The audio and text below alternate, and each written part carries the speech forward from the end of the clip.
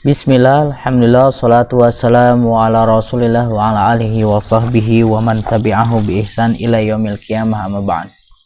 Ikhwan yang dirahmati oleh Allah subhanahu wa ta'ala, kita akan melanjutkan pelajaran kita dalam pelajaran adab dan akhlak, dan kita menggunakan kitab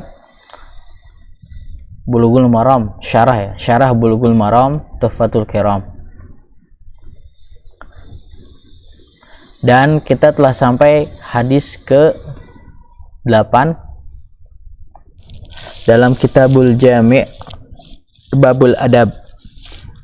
Hadis yang kita lihat ada di layar kaca kita, diriwayatkan oleh Al-Imam Ahmad dan Baihaqi.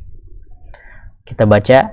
Bismillah, salatu wassalamu ala rasulillah. Qala al-musannifu rahimahullahu ta'ala, wa an aliyin radhiyallahu anhu qala Rasulullah sallallahu alaihi wasallam, yujzi'u anil jama'ati idza marru an yusallima ahaduhum wa yujzi'u anil jama'ati an yarudda ahaduhum, rahu Ahmad wal Baihaqi. Dari Ali radhiyallahu anhu, tentu Ali ini adalah Ali bin Abi Thalib, berkata, bersabda Rasulullah sallallahu alaihi wasallam, cukuplah bagi sebuah kelompok apabila mereka melewati jamaah yang lain atau kelompok yang lain untuk mengucapkan salam salah seorang di antara mereka, dan cukuplah bagi sebuah kelompok yang disalami agar salah seorang di antara mereka yang menjawab salam tersebut. Hadis ini diriwayatkan oleh Al-Imam Ahmad dan Baihaqi. Di dalam hadis ini secara zahir kita dianjurkan agar jika seandainya kita berkelompok atau beberapa orang berjalan kemudian melewati kelompok orang yang lain, dan cukup bagi kita satu orang mengucapkan salam kepada kelompok yang kita lewati tadi. Ini ilustrasinya ya, dan mereka juga yang dilewati oleh kita cukup satu orang menjawab. Nah, jika seandainya kita lihat dari zahir hadis tersebut, kita baca faidahnya. Ma yustafadu minal hadithi. Awalan, al-hadithu dalilun ala annahu yujzi'u 'anil jama'ati taslimal wahid minhum ibtida'an wa raddan. Hadis ini menunjukkan bahwasannya cukup bagi sebuah kelompok atau sebuah jamaah agar di antara mereka ada yang mengucapkan salam. Taslimal wahid ini salah seorang di antara mereka mengucapkan salam. Ibtidaan, mau itu mereka mengawali mengucapkan salam, waraddan, ataupun mereka menjawab salam. Jika seandainya berkelompok kemudian bertemu dengan orang lain atau kelompok yang lain, cukup satu orang mengucapkan salam dari kelompok tersebut dan satu orang menjawab salam dari kelompok yang lain. Nah, yang kedua, atsani istihbabus salam inda dukhulil bait wa 'alal qa'id alladhi yadunnu annahu la yaruddu alaihi. Disunahkannya salam ketika memasuki rumah. Walaupun tidak ada orang, kita ucapkan salam ketika memasuki rumah. Wa 'alal qa'id alladhi yadhunnu annahu la yaruddu alaihi.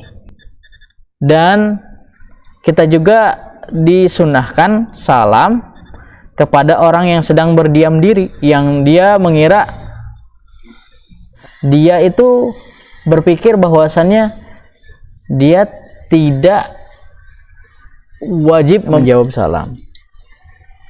Li'annal malaikah taruddu alaihi, karena malaikat pun menjawab salam kita. Karena malaikat menjawab salam. tadi memasuki rumah ataupun kepada orang yang kita yakin bahwasannya dia juga tidak membalas salam kita karena dalam keadaan rame misal, atau karena dalam keadaan sibuk misalkan, dan lain sebagainya. Karena malaikat itu mengucapkan menjawab salam, jadi tidak percuma dan sia-sia salam kita. Wa yustahabu talqinu raddi liman syughila anhu, dan disunahkan juga untuk memberitahukan kepada seseorang untuk menjawab salam apabila dia sedang sibuk. Misalkan teman kita lagi nulis atau baca buku, kemudian masuk kita ke asrama, kemudian kita mengucapkan salam, dia tidak menjawab gitu, saking fokus dan khusyuknya membaca buku. Kita talkin ke dia, akhi, ana mengucapkan salam tadi gitu kan, tolong dong jawab. Li'annahu minal amri bil ma'ruf wa nahyi 'anil munkar, karena pemberitahuan tersebut kepada teman kita itu merupakan amr bin ma'ruf, al-amru bil ma'ruf, dan pencegahan dari perbuatan munkar, yaitu tidak menjawab salam. Karena di sebagian hadis kita telah membaca di hadis awal-awal bahwa menjawab salam hukumnya wajib. Taib, kita kembali ke hadis yang tadi. Hadis Ali ini ternyata diperdebatkan oleh para ulama dari sisi kesahihannya. Salah satunya ulama yang menyatakan bahwasannya hadis tersebut tidak sahih, memiliki sanad yang dhaif, adalah Syekh Albani, dan dikutip oleh Syekh Abdullah Ibnu Shalih Al-Fauzan dalam kitab Minhatul Alam, syarah dari Bulughul Maram. Di kitab ini Syekh Abdullah bin Fauzan menerangkan bahwasannya sanad hadis ini dhaif. Di dalamnya ada rawi yang bernama Sa'id bin Khalid. Para ulama mengatakan seperti Imam Bukhari mengatakan fihi nadhar. Jika seandainya Imam Bukhari mengatakan fihi nadhar, maka benar-benar rawi tersebut bermasalah, karena perkataan Imam Bukhari terkait jarh wa ta'dil ini dakik. Secara zahir artinya ringan, tapi secara kehati-hatian Imam Bukhari dalam mengucapkan dan menjarah orang lain adalah dengan bahasa yang ringan tadi, fihi nadhar, padahal artinya adalah dalam sekali, yaitu bisa jadi matruk, bisa jadi dhaif. Kemudian Abu Hatim dan Abu Zur'ah juga mengucapkan dhaiful hadis. Kemudian Al-Imam Ad-Daraqutni juga mengatakan laisa bil qawi. Bahkan Ibnu Hibban dalam kitabnya Al-Majruhin mengatakan kana mimman yukhti hatta la ya'jibuni al-ihtijaj bi khabarihi idzan farada.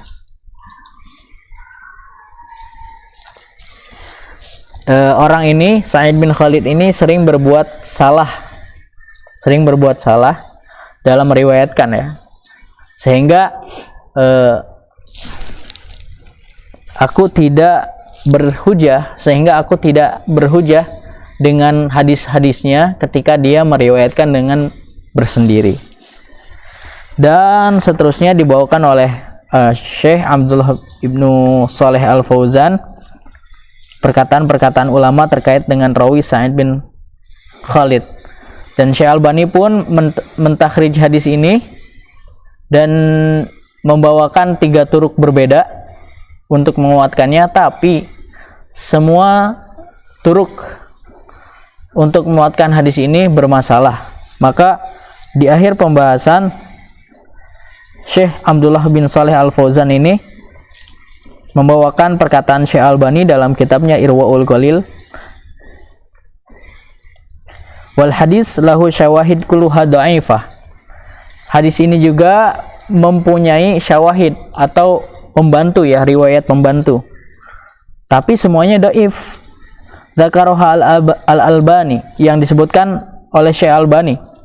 La'al al-hadis bihadhihi turuq yataqawwa fayasiru hasanan.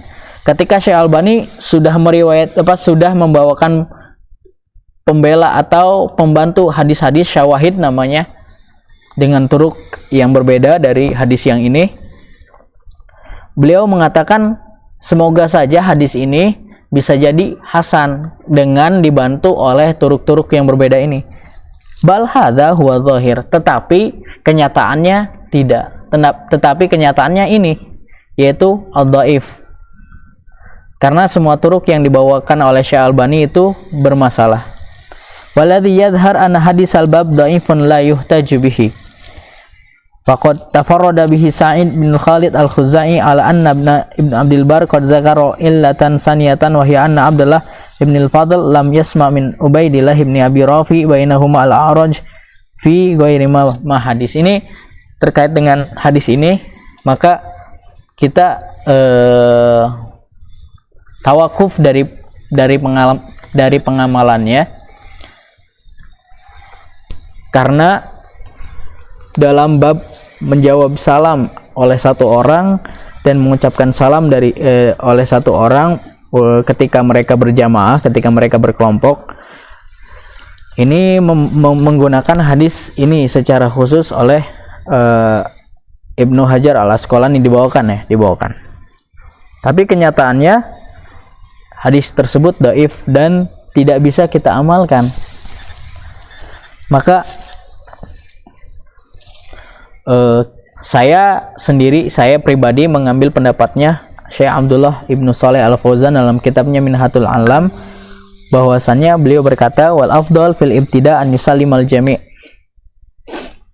Yang lebih afdal, yang terdapat petunjuk di dalamnya, an yusallimal jami', fil ibtida an yusallimal jami', bahwa ketika kita berjamaah, maka kalau ingin kita mengucapkan salam kepada orang lain, an yusallimal jami', semua orang harus mengucapkan salam. Atau orang yang ingin mengucapkan salam, mengucapkan salam. Misalkan dalam kelompok tadi ada 4 orang, 2 orang yang ingin mengucapkan salam, ya udah mengucapkan salam, karena ibtida bis salam adalah istihbab, sunnah, tidak menjadi beban, kewajiban bagi orang yang tidak mengucapkan salam. Kalau ingin semua mengucapkan salam, terserah, semua mengucapkan salam. Liqaulihi, dengan dalil yang jelas, Rasulullah SAW bersabda absyus salam bainakum. Maka absyus salam kan bentuknya dengan waul jamaah ya, fi'il amrnya itu secara umum. Kama anal afdal an yaruddal jami', sebagaimana juga yang lebih afdal itu ketika kita berkelompok dan seseorang mengucapkan salam kepada kita, an yaruddal jami', kelompok kita ini semuanya, setiap orangnya menjawab salam.